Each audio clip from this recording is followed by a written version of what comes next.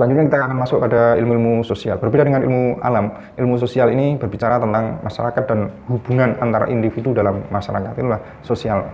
Banyak cabangnya adalah sosiologi, psikologi, ekonomi, ilmu politik, antropologi, geografi, bahasa, manajemen, media, dan secara sosial.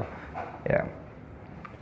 Lu bertanya apa itu ilmu sosial ya? Maka secara ontologis, secara objek, sebenarnya bisa kita bagi hanya menjadi dua saja, struktur dan agensi. Apa itu maknanya struktur? Struktur adalah sebuah sistem yang lebih luas dari kita membahas tentang masyarakat ya, masyarakat dan hubungan manusia dalam masyarakat itu. Sesungguhnya manusia itu perilakunya ditentukan oleh atau dipaksa oleh struktur atau tidak begitu. Jadi objek kajian dalam ilmu sosial itu bisa diringkas menjadi dua, yaitu structure and agency, sistem yang melingkupi manusia dan manusia sebagai agen itu. Memang ada pertanyaan, apakah mungkin kita bisa mengetahui orang lain dengan persepsi kita, atau apakah benar kita mengetahui orang lain dengan persepsi kita, begitu. Ada pertanyaan begitu.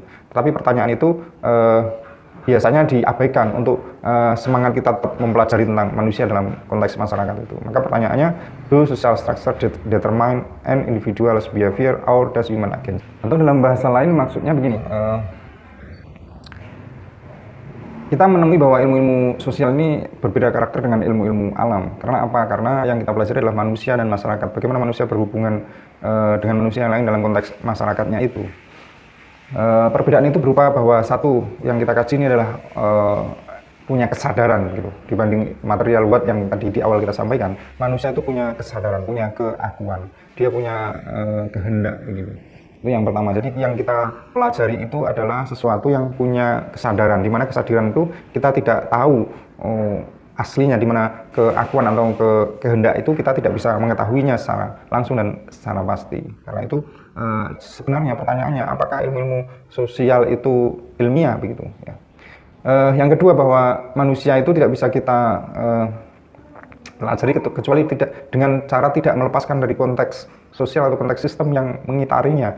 Itulah karenanya tidak bisa kita samakan dengan ilmu kealaman. Dan karena itu perbincangannya kan, apakah pengetahuan kita tentang orang lain atau tentang manusia itu sesungguhnya bersifat ilmiah gitu. Tapi pertanyaan ini kemudian diabaikan. Daripada berkutat pada persoalan ilmiah atau tidaknya ilmu sosial, maka lanjut saja bahwa apakah kita mungkin, apakah pengetahuan kita tentang orang lain itu mungkin, dan bagaimana cara kita mengetahui orang lain atau mengetahui manusia yang punya kesadaran yang tidak bisa lepas dari konteks sosialnya itu begitu. Ini adalah ilmu sosial yang tentu berbeda dengan ilmu kealaman. Ya, ada banyak tokoh di sini, ada Auguste Comte, kemudian ada Karl Marx, ada Spencer, ada Emil Durkheim, ada Max Weber, ada Habermas, dan juga yang lain-lain, misalnya seperti Anthony Giddens dan penulis-penulis lain yang baru ini. Begitu. Ya. Dalam ilmu sosial kita ketahui bahwa ada perspektif-perspektif tentang apa yang benar. Ya, sama seperti dalam ilmu-ilmu kealaman yang jumlah paham-pahamnya banyak, di sini juga banyak, dan sedikit banyak ilmu sosial ini dipengaruhi oleh ilmu-ilmu kealaman karena derajat keilmiahannya yang lebih rendah tadi itu. Bagaimana ilmu sosial berjuang untuk setara dengan ilmu-ilmu alam? Salah satunya adalah meminjam metodologi dari ilmu alam supaya bisa dioperasikan di dalam ilmu-ilmu sosial ini. Nah, yang berusaha meminjam kemudian dioperasikan dalam ilmu-ilmu alam, dalam ilmu-ilmu sosial ini salah satunya adalah paham positivism atau naturalism atau fisika sosial. Jadi manusia itu diketahui dengan cara apa yang terlihat darinya. Jadi yang meminjam metodologi ilmu kealaman itu adalah positivism atau naturalism. Jadi ia memperlakukan manusia itu sebagaimana memperlakukan dunia material yang bersifat fisik begitu. Dilihat dengan cara dengan mengobservasi terhadap perilaku eksternal dan juga kata-kata atau struktur-struktur itu dianggap sebagai fakta-fakta sosial sebagaimana fakta-fakta di dalam ilmu alam. Kemudian untuk mengkritik itu muncul aliran subjektivitas, objektivitas, dan juga intersubjektivitas. Jadi problem di dalam ilmu sosial itu adalah problem ketak terpisahan antara subjek dan objek gitu. Nah, untuk itu muncul sebuah paham bahwa untuk mencapai kebenaran tentang ilmu-ilmu sosial itu diperlukan intersubjektivitas, yaitu kesepakatan antar objek dan subjek di dalam mengetahui apa yang sebenarnya kita kaji bersama. Jadi pemahaman yang benar tentang manusia lain itu sesungguhnya harus dibangun di atas relasi atau kesepakatan-kesepakatan di mana manusia lain itu juga sebagai subjek. Peneliti subjek, orang lain yang diteliti adalah subjek, di mana keduanya saling bertemu, itulah maksudnya intersubjektivitas. Kemudian ada paham realisme. Jadi paham realisme itu sudah di matematika juga ada, di ilmu alam juga ada, di ilmu sosial juga ada lagi. Intinya adalah bahwa ada sesuatu yang non-observable atau unobservable yang dimana itu lepas dari pikiran kita dan sebagai sesuatu yang wujud dan nyata. Nanti dilengkapi oleh realisme kritis, dan kemudian ada instrumentalisme, jadi bahwa sesungguhnya konsep-konsep atau teori-teori itu melengkapi kajian kita tentang bagaimana hubungan atau bagaimana realitas kebenaran-kebenaran itu dipandu atau diperantarai atau difasilitasi oleh teori-teori, di mana teori-teori itu sebagai alat kita untuk memandu kita melakukan kajian terhadap ilmu-ilmu sosial, itu instrumentalisme. Kemudian ada fungsionalisme. Jadi fungsionalisme ini terkenal juga sebagai struktural fungsional, bahwa manusia itu hidup di dalam masyarakat di mana satu sama lain punya fungsi yang saling melengkapi dan dalam keadaan yang harmonis saling membutuhkan, itulah namanya fungsionalisme. Dan strukturalisme kita sudah singgung juga tadi, bahwa sesungguhnya perilaku atau behavior of human itu dipengaruhi bahkan dipaksa oleh sistem yang lebih luas dan lebih tinggi yang berupa itu yang kita katakan sebagai struktur itu. Kemudian interpretivism, jadi seorang peneliti bisa menginterpretasikan terhadap apa yang dianggapnya sebagai kebenaran dari sosial yang dia teliti itu. Kemudian ada muncul fenomenologi. Fenomenologi ini memunculkan bidang kajian yang berupa manusia dan masyarakat itu sebagai benar-benar meletakkan kesadaran yang penuh, di mana kesadaran itu membuat dia sebagai objek yang bisa memberikan keterangan kepada kita, bisa memberikan informasi kepada kita. Yang terakhir adalah post-structuralism, bahwa perilaku masyarakat, manusia dalam masyarakat itu sesungguhnya tidak dipaksa oleh struktur. Dia sebagai agen yang nyatanya bisa saja atau melawan struktur-struktur yang melingkapinya.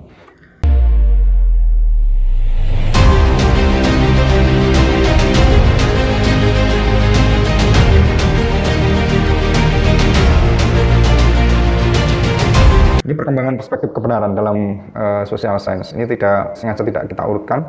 Jadi ada kesadaran terhadap perjuangan para deduktivis. Jadi dalam ilmu sosial itu tidak sebagaimana dalam ilmu alam, di mana paham induktivis sangat mencuat dan sangat menjadi mainstream, tapi dalam ilmu sosial itu adalah gerakan deduktivis.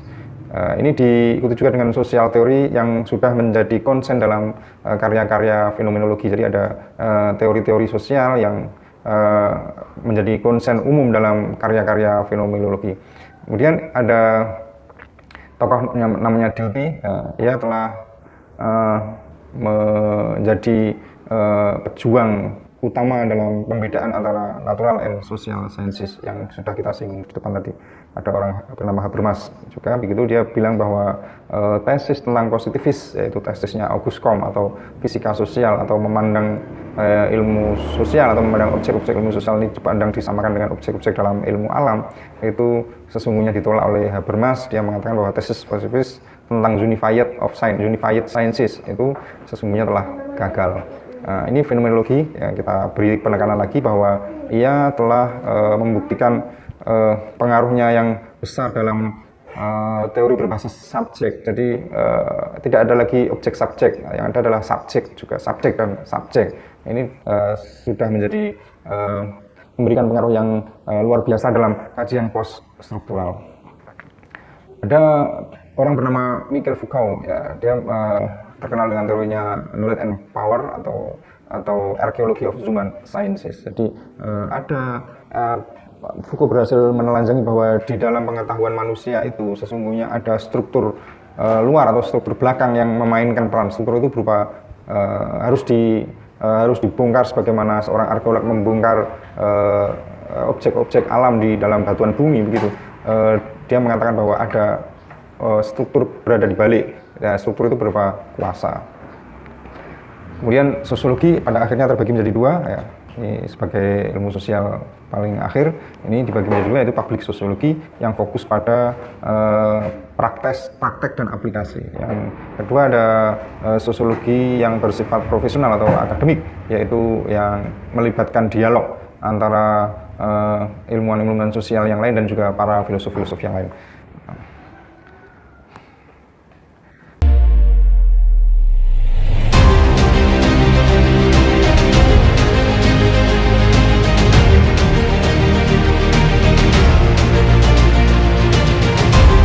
Kemudian kita simpulkan bahwa apa itu perbedaan dan persamaan antara natural sciences dan social sciences.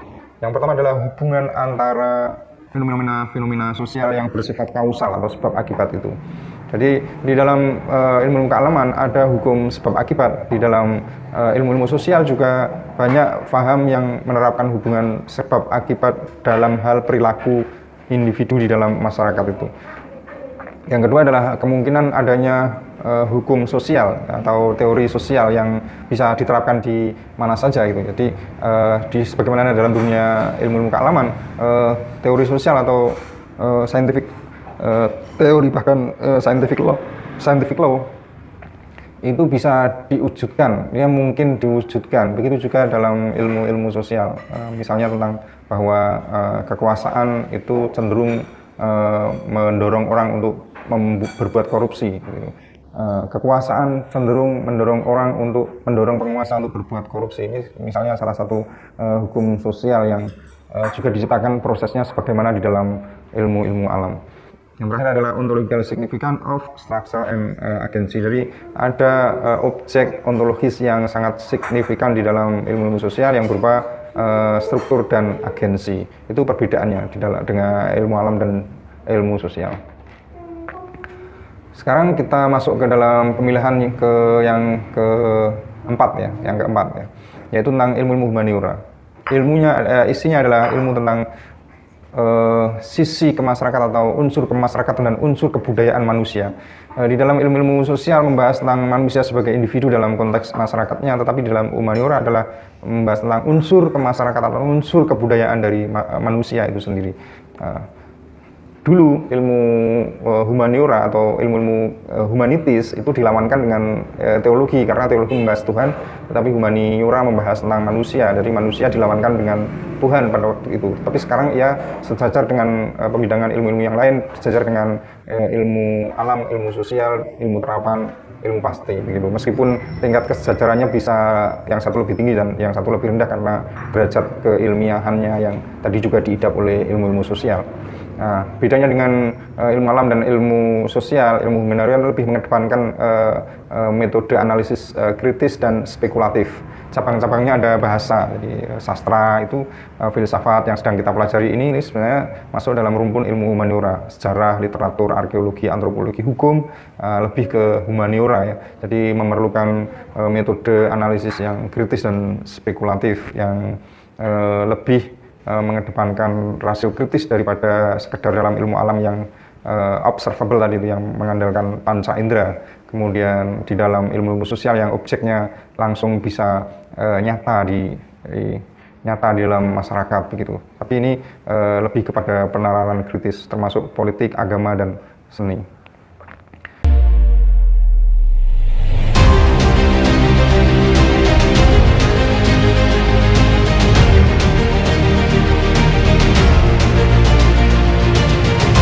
Di dalam humaniora juga terdapat banyak syarat ya atau paham-paham, yaitu satunya adalah meaning. Meaning itu teori tentang makna, teori tentang maksud atau teori tentang kehendak yang sesungguhnya gitu. Jadi untuk mencapai kebenaran itu harus memahami meaning, maksud dan tujuan, bukan melihat sebab akibat sebagaimana tadi di dalam ilmu alam dan ilmu sosial ya. Meaning atau maksud atau keinginan atau kehendak yang dimaksud dari misalnya pendapat hukum seorang tokoh atau pendapat filosofi seorang tokoh itu kita harus bisa memahami meaning supaya kita bisa sampai kepada kebenaran itu. Yang kedua, imajinasi naratif adalah sebuah alat yang penting di dalam mereproduksi atau pemahaman tentang makna dalam sejarah, budaya, dan juga literatur. Jadi ada istilah narrative imagination, di mana ia sebagai alat yang cukup penting untuk mereproduksi itu membuat ulang supaya bisa dipahami oleh orang lain. Jadi saya sebagai pengkaji itu harus punya imajinasi yang bersifat naratif di dalam saya memahami atau mereproduksi atau membuat ulang pemahaman tentang makna yang sudah saya dapatkan. Ini dalam sejarah, culture, dan literatur. Jadi kalau ada orang menulis, kemudian karyanya menjadi eksemplar yang bisa dinikmati oleh banyak orang, salah satunya adalah saya, maka imajinasi naratif saya itu merupakan alat yang cukup penting dalam hal saya memahami ulang, mereproduksi pemahaman saya ulang terhadap makna atau terhadap kehendak yang dimaksudkan oleh penulis buku tadi itu. Kemudian ada post-structuralism, ini juga ada di dalam ilmu-ilmu sosial, sedikit sudah saya singgung tadi. Yang keempat adalah the death of the author, itu maksudnya adalah kematian sang penulis, di mana tadi juga kita singgung bahwa narasi imajinatif perlu, begitu. Apakah pada akhirnya pemahaman kita itu bersifat reproduktif terhadap maksud atau dari maksud yang disampaikan oleh penulis atau pengarang buku. Seorang Roland Barthes mengatakan bahwa penulis telah mati atau pengarang telah mati, itu artinya bahwa kita berhak melakukan produksi, bukan lagi reproduksi kehendak atau reproduksi maksud atau reproduksi tujuan, tetapi kita sesungguhnya bisa memproduksi. Bedanya yang tadi itu yang depan reproduksi, yang sekarang ini adalah produksi. Kemudian ada teori dekonstruksi dan teori diskursus. Ya, teori dekonstruksi ini bahwa pemahaman kita itu boleh apa saja. Inilah pemahaman saya tentang literatur, begitu. Itu dekonstruksi. Jadi bisa saja tidak sama, dan ini adalah sebagai kreativitas saya memahami, begitu. Yang terakhir adalah teori diskursus. Teori diskursus itu mengatakan bahwa di balik literatur itu sesungguhnya ada wacana, dan wacana itu memainkan peran bagi terciptanya sebuah literatur. Karena itu dalam memahami literatur, maka kita juga harus memahami wacana yang berkembang di balik literatur, gitu.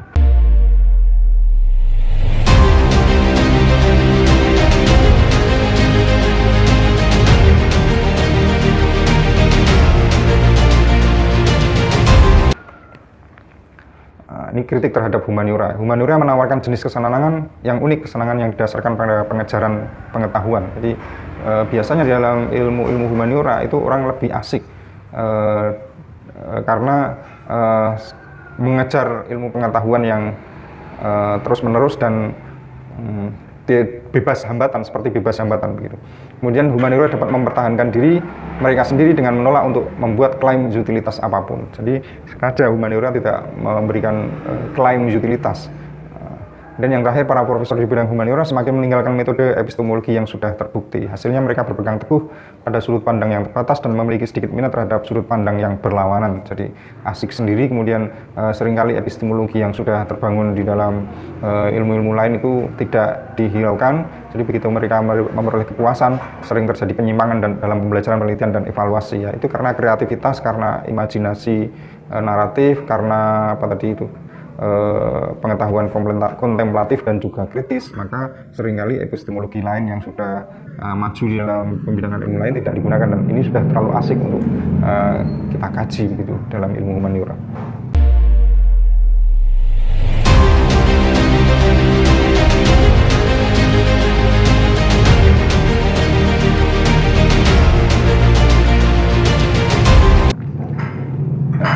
Kemudian yang selanjutnya adalah ilmu terapan. Ya, ilmu terapan ini sebenarnya tangan panjang dari ilmu-ilmu lain.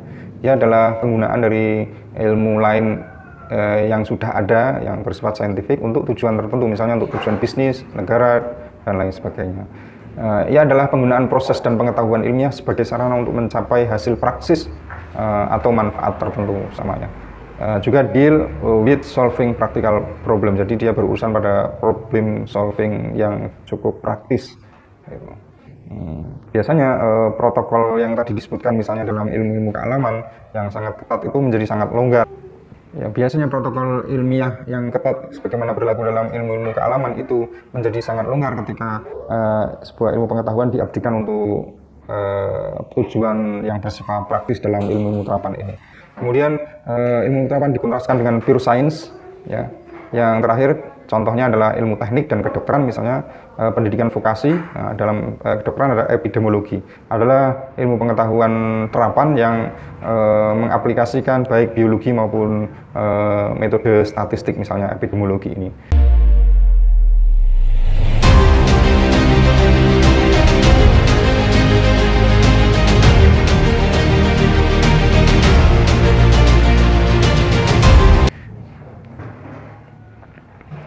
Ya, yang terakhir adalah Islamic Studies yang menjadi kajian kita di UIN yang nanti kita akan setarakan dengan ilmu-ilmu yang lain, dalam rumpun ilmu-ilmu yang lain.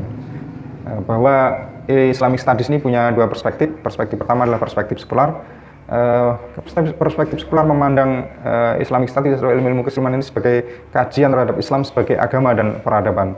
Jadi mengkaji Islam dikaji oleh orang Barat, begitu dikaji oleh dari paham sekular, perspektif sekular, dia mengkaji objek bernama Islam, dan Islam itu dipandang sebagai sebuah agama dan peradaban yang dikaji secara ilmiah. Nah, ini biasanya ada mata kuliahnya yaitu studi agama-agama gitu. Yang kedua adalah perspektif Islam tradisional. Perspektif Islam tradisional memandang Islamic Studies atau ilmu-ilmu keislaman ini sebagai kata lain dari ulumuddin atau ilmu-ilmu agama yang memayungi semua tradisi keilmuan warisan khazanah intelektual Islam masa lalu sampai sekarang. Jadi kalau ada tafsir kemudian sebagainya sampai hari ini itu sesungguhnya masuk dalam Islamic Studies. Tentunya berbeda dengan perspektif sekular yang pertama tadi. Nah, di universitas-universitas di negara-negara muslim, di perguruan tinggi, itu biasanya ulumuddin itu dipadukan dengan ilmu-ilmu kajian barat, misalnya sains Islam, ekonomi Islam, dan lain sebagainya. Kemudian sementara di barat Islamic Studies masuk dalam rumpun kajian multidisiplin, misalnya urban studies, studi kawasan, dan lain sebagainya.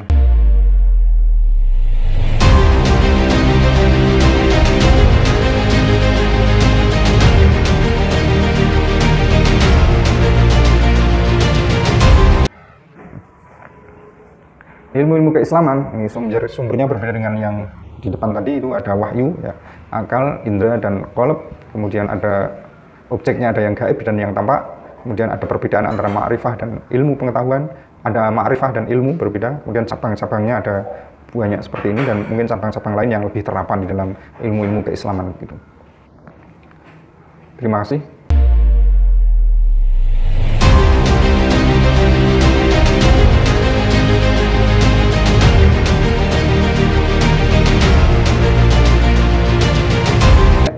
Kita lanjutkan, sebagaimana kita janjikan tadi bahwa kesempatan ini kita akan mengakses perkuliahan Dr. Nidhol Qosum, MSc PhD. Kita saksikan dulu.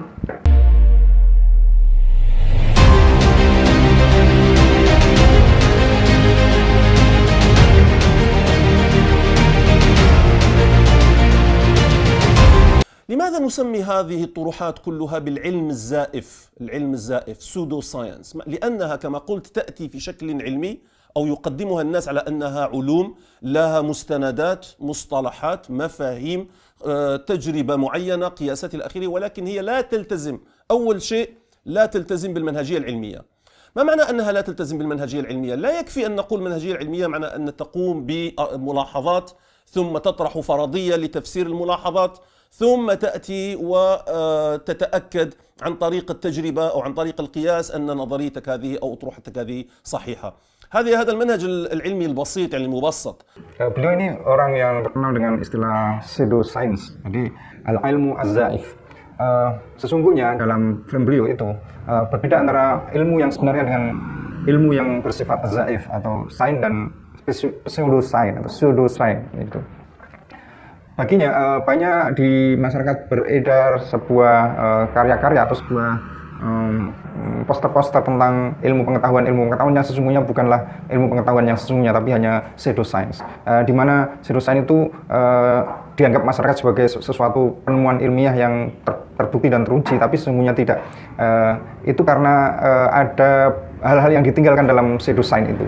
Yang pertama adalah tentang prosedur atau manhaj al-ilmi atau metodologi ilmiah yang dibangun yang yang tidak digunakan oleh pseudoscience itu. Yang pertama adalah proses. Jadi sebagaimana kita jelaskan di depan tadi bahwa ilmu pengetahuan berproses mulai dari observasi terhadap objek yang observable, kemudian dilakukan pengkajian, dan dari pengkajian itu dari pengkajian itu muncul hipotesis atau prediksi, dari mulahan itu muncul hipotesis atau al-fardhiyah. Dari hipotesis itu kemudian diuji di tajribah, dikuatkan oleh tajribah, diuji.